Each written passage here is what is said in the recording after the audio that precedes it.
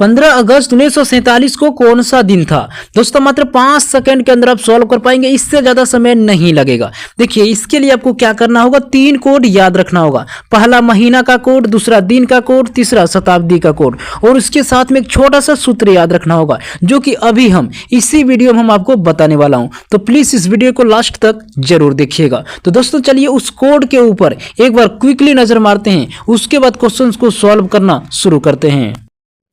Calendar दिन का code देखिए, रविवार का कोड होता है 1, सोमवार का कोड होता है 2, मंगलवार का कोड होता है 3, और बुधवार का कोड होता है 4, और गुरुवार का कोड होता है 5, और शुक्रवार का कोड होता है 6, और शनिवार का कोड होता है 0। दोस्तों अब चलिए जानते हैं कैलेंडर महीना के कोड के बारे में।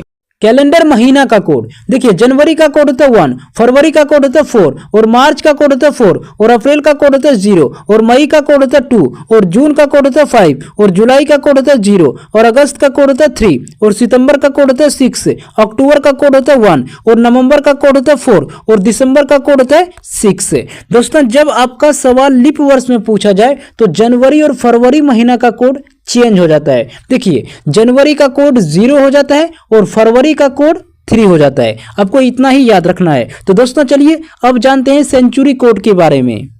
सेंचुरी कोड यानी शताब्दी कोड देखिए, 1200 से लेकर 1299 का कोड होता है 6, 1300 से लेकर 1399 का कोड होता है 4, और 1400 से लेकर 1499 का कोड होता है 2, और 1500 से लेकर 1599 का कोड होता है 0, 1600 से लेकर 1699 का कोड होता है 6, और 1700 से लेकर 1799 का कोड होता है 4, और 1800 से लेकर 1899 का कोड होता है 2, और 1900 से लेकर 1999 का कोड होता है 0, और 2000 से लेकर 2099 का कोड होता है 6, और 2100 से लेकर 2199 का कोड होता है 4, और 2200 से लेकर 2299 का कोड होता है 2, और 2300 से लेकर 2399 का कोड होता है 0, और 2400 से लेकर 2499 का कोड होता है 6। दोस्तों अब चलिए जानते हैं कैलेंडर फार्मूला के बारे में। कैलेंडर फार्मूला देखिए, पहले आपको लिखना होता है दिनांक, उसके बाद आपको लिखना होगा महीना का कोड, उसके बाद आपको लिखना होगा वर्ष, वर्ष का आपको लास्ट 2 ही डिजिट लिखना होगा, उसके बाद आपको लिखना होगा लीप वर्ष, उसके बाद आपको लिखना होगा शताब्दी कोड, और सभी को जोड़ के 7 से भाग दीजिए, आपका राइट आंसर आ जाएगा। मुझे उम्मीद है कि आपने कोड को अच्छी तरह से समझ लिया होगा। देखिए 15 अगस्त 1947 को कौन सा दिन था? तो दोस्तों सूत्र के अनुसार पहले आपको तारीख लिखना होगा। तारीख क्या दिया हुआ है? 15 दिया हुआ है। उसके बाद आपको लिखना होगा महीना का कोड, महीना क्या दिया हुआ? अगस्त, और अगस्त का कोड कितना होता है? 3 होता है।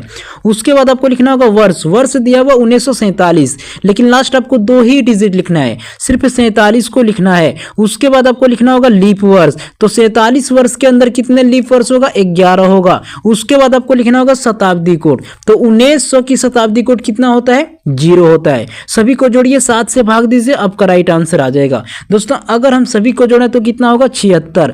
76 में हम क्या करेंगे? 7 से अगर हम भाग देंगे तो कितने बार में? 10 बार में। 10 सते 70, शेष आपका कितना बचा? 6। ये जो 6 बचा पता कीजिए, 6 जो होता है कौन सा दिन का कोड होता है? आपको याद होगा शुक्रवार का कोड कितना होता है? 6 होता है, यानी सी ऑप्शन आपका राइट आंसर है। 15 अगस्त 1947 को कौन सा दिन था दोस्तों? शुक्रवार था।